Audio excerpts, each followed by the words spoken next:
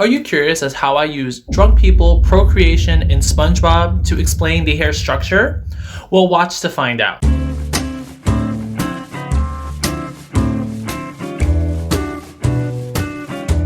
Disclaimer: I am an experienced cosmetologist, so I'm not just searching up the web for answers.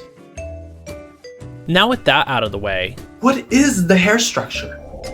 Just to give you the heads up, this is going to be a lot of information, so get your beers ready. So without anyone judging my paint skills on the computer, I will discuss a little bit about the hair structure. We have the medulla, as you can see, I highlighted in yellow. That is the innermost portion of the hair. It sometimes is existent in some people and sometimes is non-existent. As far as we know right now, it doesn't really serve a purpose.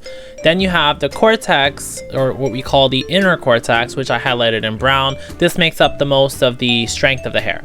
Then, as you can see, highlighted in gray is the hair cuticle. This is the outermost barrier layer that protects the inner cortex of the hair. Even though I didn't visualize it in this diagram, the hair cuticles are facing down in the direction of the ends of the hair shaft. Please note that if your hair is straight and your ends are facing down, like hers is right here, then the cuticle layer will be facing down. If her hair is really coily or highly textured, then and her hair is expanding outward like this, that means that her cuticle layer will be facing up. Again, please don't judge my drawings. So just to quickly go back to the other diagram I showed you, you can just see at the bottom area, I actually highlight the part of the cross section of the hair that shows the diameter. That will determine the hair's texture. And I hope that you already noticed this with this diagram, but texture basically is defined by how big or small the diameter of each hair's cross section is. So in the case of fine hair, I actually drew the cuticle layer. I don't know if you see, but I drew the cuticle layer kind of basically weak. And you could also tell that the hair is much smaller in diameter. The medium texture is slightly bigger in diameter, as well as, if you could see, the cuticle layers are a little bit more compact, a little closer together, and it showcases kind of a little bit of a stronger hair fiber. Then you have coarse hair, which, as you can see, has the biggest diameter and actually has the most cuticle layers that are very compact and extremely resistant. Here's a question you might be asking: how do these textures respond to the environment around us?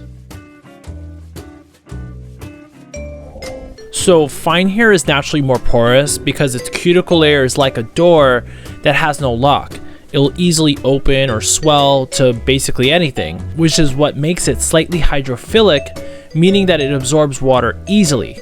Coarse hair is naturally the least porous because its cuticle layer is like a door with two locks per se. So it doesn't really just open or swell to anything, which makes it slightly hydrophobic, meaning it repels water easily. And medium hair is naturally balanced in porosity because its cuticle layer is like a door with one lock, I would say. So it slightly opens or swells, but doesn't always open to everything, which makes it basically fall right in between as slight hydrophobic and slight hydrophilic. And also, just to quickly add, fine hair texture tends to hold more of a negative charge more easily, which is why fine hair tends to have more static. Literally the science of hair texture. So I know it's probably a lot of information and you might be wondering, can you please hurry up? But trust me, after learning everything you're going to learn today, you'll be glad that you continued to watch. All of these rules regarding the hair texture is what allows us hairdressers to be able to choose what shampoo or what strength of chemical to be using on your hair for whatever service that you're getting. Right now, I suggest you get a glass of water because we have more to go over. So as you can see in this diagram, it showcases a hair that is submerged in water. You see the cuticle layer is raised. That means that the hair might have more friction while it's in water. And then hair that is not in water, that's just exposed to open air and is fully dried, you can see the cuticle layer is flat, the hair itself is closed shut. So with virgin healthy hair, when it's absorbed in water like this, it will eventually allow for that water to evaporate out of the hair, repelling the rest of the water out. In the case of porous, hydrophilic hair, it will actually continue to hold on to those water molecules, aka moisture, and it would make it much more challenging for those water molecules to actually evaporate out of the hair, just like an old sponge. So this means if the hair can't properly dry, the cuticle layer will remain raised, and keep the cortex, the inner part of the hair, exposed to the elements, causing damage. Now that you understand this, I want to continue talking about porosity. I want to point out that porosity is individualized based off of many different factors, such as whether your hair is bleached versus color treated, relaxed, or Japanese straightened. And then plus all those chemical treatments add on the texture of the hair, whether it's fine, medium, or coarse. This is why you want to use the correct products, shampoos, and conditioners for your exact hair type. This will help to ensure that your cuticle layer is protected from the environment.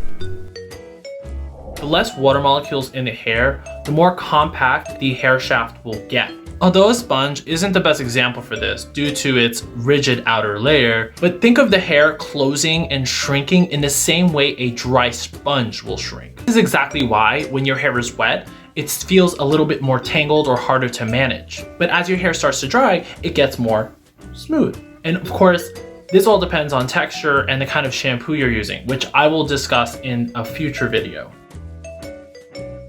This is a reason why when you blow dry your hair, it can make your hair feel so smooth. It will remove a lot of water molecules out of the hair. And actually, it removes more molecules than your hair would normally remove when it's drying naturally. But don't get me wrong, that doesn't mean that it's actually good for your hair, because it really isn't if you really think about it. It's putting the hair in such a shrunken, compact state that it normally would never do on its own. So when the blow dry is making your hair feel good, it's like when you have your first drink in the club and you get tipsy.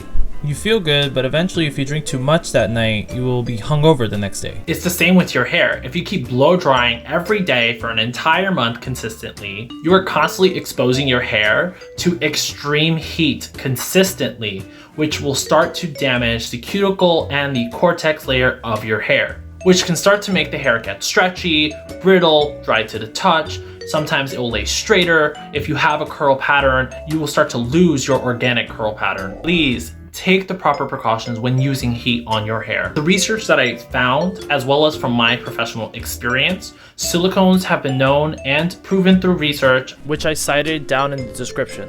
It protects your hair from further heat damage. It's not 100%, but it's much better at doing this than any other type of emollient. And if you don't believe me, there is a YouTuber named Muffin Beauty Science. She's an actual PhD chemist who specializes in beauty products and does an even more thorough investigation about silicones, and you can watch her video. I will link it down below in the description. If I can give you an explanation of how silicone, in my opinion, works, let me give you the adult explanation. All know that latex is the best protection against conceiving a baby or getting certain STDs. And if you use animal skin protection or you don't use protection, well, we know where that's going.